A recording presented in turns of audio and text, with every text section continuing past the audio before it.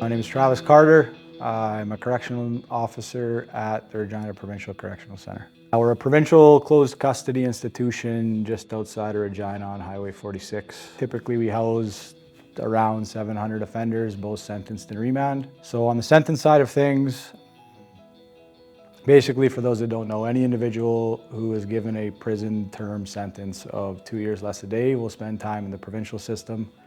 And if you're arrested in southern Saskatchewan, that means you'll be at our facility in Regina. Anybody who is arrested and then eventually sentenced to anything over 2 years will be transferred to the federal system. We also have a remand center in our facility, so anybody that's arrested and remanded into custody, regardless of what crimes they may have committed, will spend time on remand until they're eventually sentenced. So there's kind of a misconception sometimes with friends and family, at least with me. People always kind of say, oh, the long-term offenders don't spend any time in the provincial system, they're all in the federal system, which is true to an extent, but anybody who's awaiting court or their trial or anything like that will spend time in our facility. So when I was working on remand, there's countless guys that were in on pretty violent charges, and sometimes that can take a while. So sometimes guys will be there for 3, 4, 5 years until they're eventually sentenced, and then will be transferred to the federal system. So my role as a correctional officer is mainly safety, security, and supervision. So the unit that I work on is the medical unit. Me and my partner every day are responsible for the inmates that are on that unit. There's only 12 cells, which in terms of the jail, it's one of the smaller units. When I worked on remand before, there was 12 cells per tier and 3 tiers. And typically all of those cells were filled, so you'd have about 72 guys.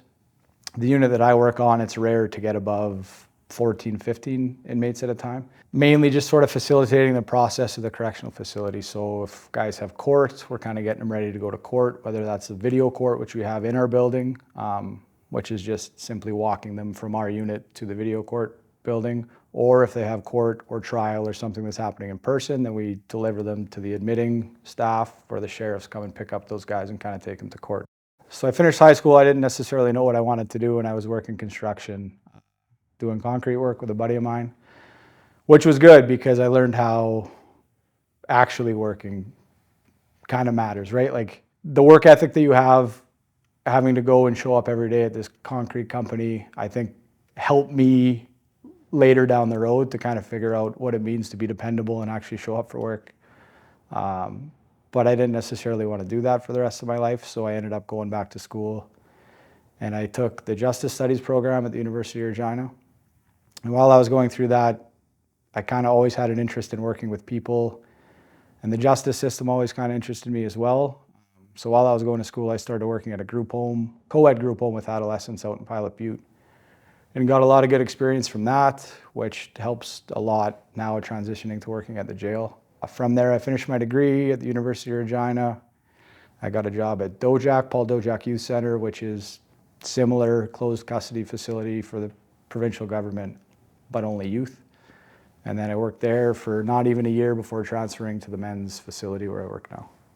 Being able to communicate with the guys that are in there is probably the biggest thing, or the thing that I've had the most success, or helps me have the most success while I'm at work. It can be difficult at times dealing with people, right? Everybody's different, and it's not like a black and white situation, right? Like the unit that I work on, like I was saying, I think right now there's 14 inmates there, but each one of those inmates is vastly different from each other, right? So being able to communicate to those guys and kind of understand how they operate and kind of what strategies to intervene if there's something going on that's going to work. The way that the jail is structured and the way that most emergency services are structured is kind of like that team mentality, right? So we depend on each other. Every day at work, I have a partner that I work alongside of. So there's 2 of us on the unit at all times.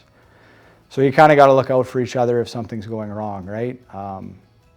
So showing up to work obviously is important, and being somebody that people can rely on when you're there, I think matters a lot too.